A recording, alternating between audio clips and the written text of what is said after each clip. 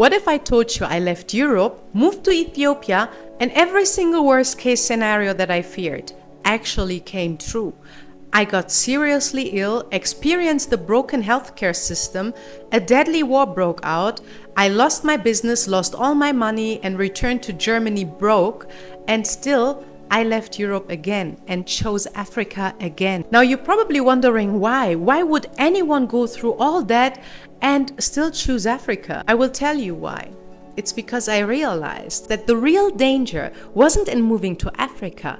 It was in staying stuck in a system that was never built for me to thrive. It was in staying stuck in a life that was slowly but surely killing my dreams. I know so many people out there who dream of building a new life and success in Africa, but are scared to make that move because we have been programmed to believe that stability, success, and safety only exists in America or Europe. We have been conditioned to believe that it's normal, that we are constantly stressed and exhausted because everyone around you is, right? We have been programmed to accept the status quo, that life is unfair and that it is what it is. Today, I want to share with you what helped me break free from the mental chains that keep so many of us stuck in the West. Break free from the fear of failure, the doubts, and the illusion of Western security.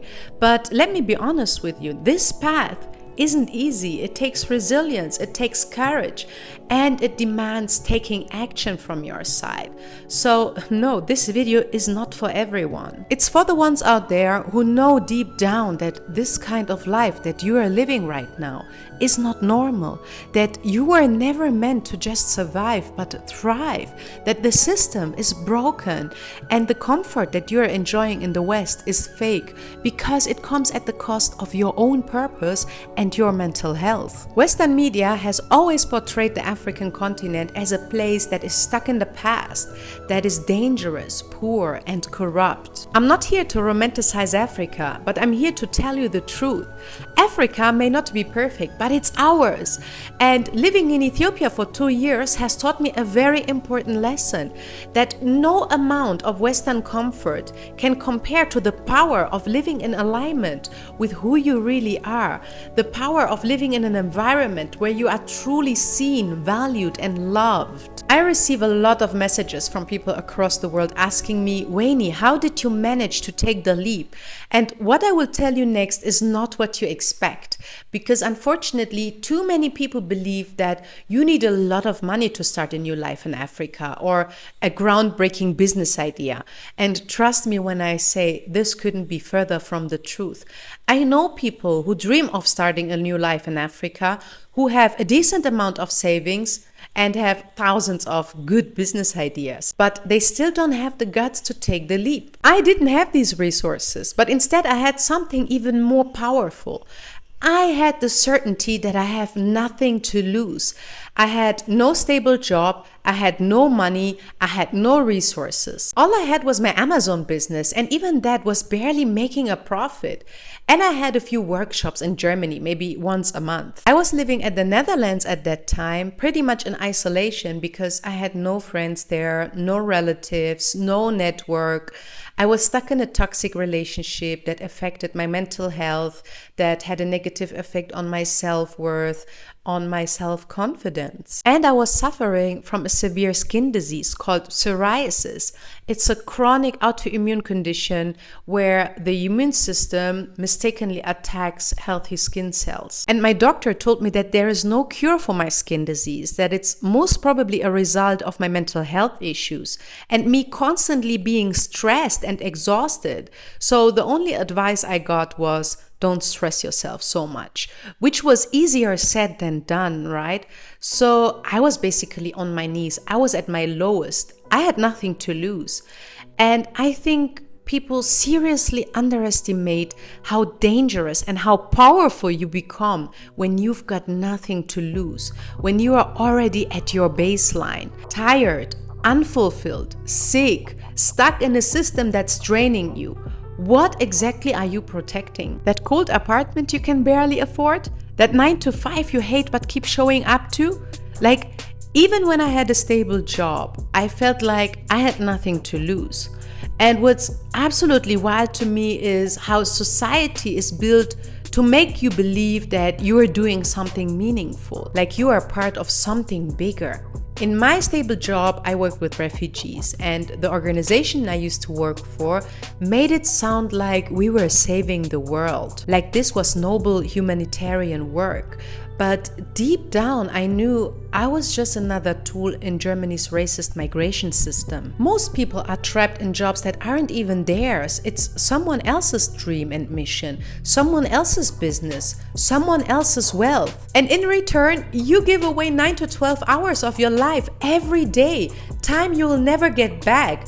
And the craziest part, people don't have the patience to dedicate 3 to 5 years to building their own business, but they will give 40 years to building someone else's dream without question. That's not stability, that's conditioning, fam. So realizing that I had nothing to lose by starting over in Africa, that even if everything went wrong, I just end up back where I already was, that changed the game for me. My worst case scenario was my current reality, and once I saw that, the fear lost its power. And that mindset shift was the beginning of everything. So instead of obsessing over the worst case scenario, I shifted my focus towards the best case scenario, and I started visualizing it. And that's exactly what I recommend you to do. Grab a pen and paper and write down what your dream life could actually look like. Visualize it. Describe it in detail, how your mornings feel, where you live, the kind of work you're doing, who you're sharing your life with, what your daily rhythm is like. Don't hold back. This is about putting your vision on paper, not your fears. Because visualization is more than just daydreaming. It's a form of manifestation. It gives your mind something to work toward. It makes the dream real. Now, here is the second part. I want you to also write down your worst case scenario. What if everything goes wrong? Take your time with this. Don't just write the fear.